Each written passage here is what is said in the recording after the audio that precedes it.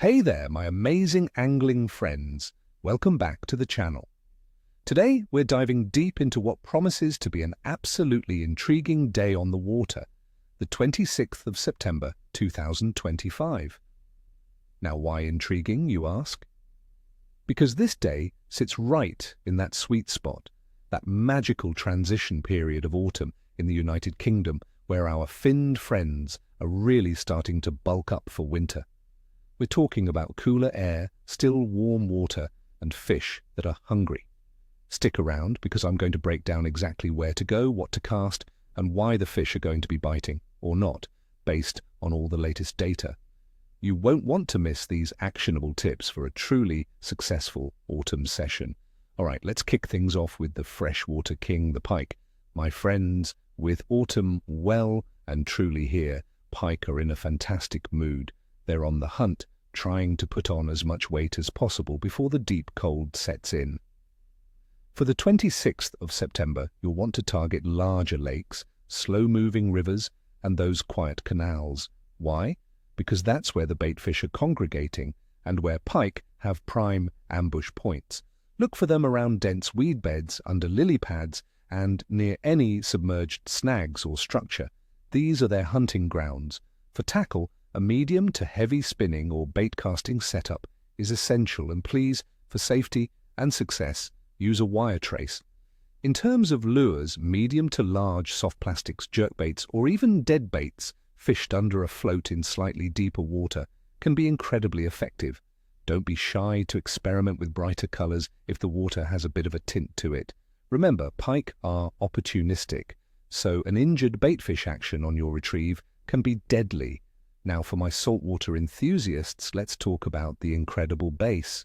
September is an excellent time for targeting these powerful fish, and the evening bite can be particularly productive on the 26th. Focus your efforts on tidal estuaries, around rocky outcrops, and along shingle beaches, especially where you notice some wave action disturbing smaller baitfish. These areas are rich in food and provide excellent cover for bass. A good spinning rod with a fast action will be your best friend. For lures, shallow diving hard plastics, soft plastics like Senkos or paddle tails, or even metal jigs can be very effective. Try to cast into areas where currents are bringing in food and retrieve with an erratic, injured baitfish action. If you prefer bait fishing, fresh peeler crab or ragworm fished on a running ledger rig near structure can work wonders. Remember, bass are often ambush predators, so presentation near cover is key. Moving on to another fantastic saltwater option for this time of year, we have the flounder. Friends, late summer to late autumn is prime flounder season, and the 26th of September falls perfectly within this window. You'll typically find these flatfish in shallower waters around the UK and Ireland. Look for sandy or muddy bottoms in estuaries, harbours, and sheltered bays. They love to lie partially buried, waiting for a meal to come by. The key to catching flounder is patience and good bait presentation. Their mouths are small, so they often strike several times before fully taking the bait. Use a light ledger rig with a small, sharp hook.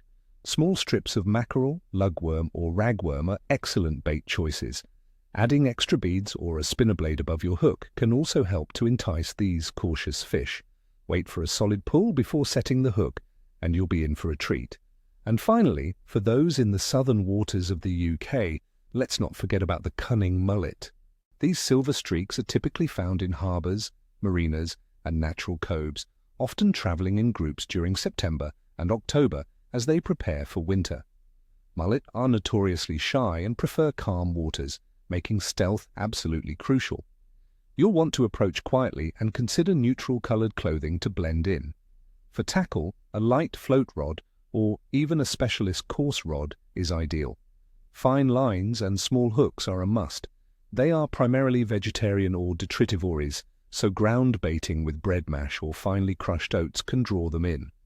For hook bait, a small piece of bread flake, sweet corn, or even a tiny piece of ragworm suspended under a waggler float works best. Patience, my friends, is the biggest virtue when targeting mullet. Now let's talk about the conditions for this Friday, the 26th of September. The air temperature across the UK will be rather mild for late September, ranging from around 15 to 17 degrees Celsius during the day, dropping to about 13 degrees Celsius at night in England. In northern areas like Dumfries and Galloway, it might be a bit cooler, between 6 and 12 degrees Celsius. We're looking at mostly cloudy skies with only a slight chance of rain, around 20% in some northern regions. The wind will be moderate, around 16 kilometers per hour, creating a nice ripple on the water.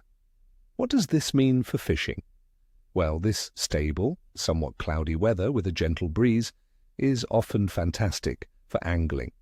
The reduced direct sunlight encourages fish to feed more confidently throughout the day rather than just at dawn and dusk. The consistent atmospheric pressure, implied by the lack of significant weather changes, also points towards a more active bite. The water temperature picture is also looking promising. Across UK freshwaters, we're seeing averages around 17 degrees Celsius. For sea waters, it's generally between 15 and 17 degrees Celsius, with some southern sheltered spots potentially holding on to 18 degrees. This is key, friends. The water is still retaining a good amount of summer warmth, but the cooler air is sending a clear signal to our finned friends. Winter is coming. This drives many species into a feeding frenzy as they try to pack on condition. You might find fish slightly deeper than in high summer, especially during the brighter parts of the day, but they will actively move into shallower feeding grounds during those golden hours of dawn and dusk, so be ready. And what about the mysterious influence of the moon? On the 26th of September, we have a waxing crescent moon.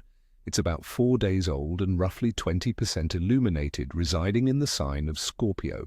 Popular fishing lore often suggests that the waxing crescent phase can be quite productive. The increasing light, but not yet full, provides enough illumination for nocturnal feeders without making them overly cautious. We're also experiencing a low ocean tide or a neap tide on this date. While some believe neap tides can lead to less activity due to less strong currents, it can also make fish behavior more predictable and concentrated, as they don't have to fight such strong flows. So keep an eye on those tides, but don't let a neap tide deter you. Considering all these factors, the mild, mostly cloudy weather, the still warm but cooling water, the actively feeding fish, and a favorable moon phase, my friends, I'm predicting a good to excellent fishing day for the 26th of September. The fish are in their autumn feeding frenzy mode, preparing for winter.